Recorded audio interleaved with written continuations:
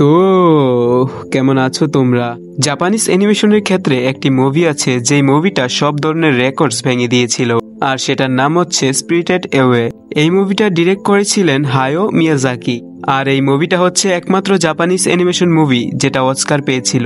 মুভিটা পার্সোনালি আমার খুবই ফেভারিট একটি মুভি, আর এটার অ্যানিমেশন স্টাইল অন্য জিবলি মুভিগুলোর থেকে অনেক বেশি আলাদা, এবং সবচাইতে সুন্দর হচ্ছে এই মুভিটার মিউজিক। এই মুভিটা কেন অস্কার পেয়েছিল এর সবচাইতে ইজি আনসার হচ্ছে এই মুভিটার স্টোরি অনেক বেশি কমপ্লিকেটেড না হলেও এটার স্টোরিটা অনেক বেশি ইন্টারেস্টিং আর অনেক বেশি লেয়ারওয়ালা। সো আর কথা না বাড়িয়ে চলো এই মুভিটা জানা যাক। এবং এই মুভিটার স্টার্টিংয়ে আমরা দেখতে পারি চিহিরো নামের একটি 10 বছরের বাচ্চা মেয়েকে, যে তার বাবা মার সাথে গাড়িতে করে তাদের নিউ বাসায় শিফট করছে।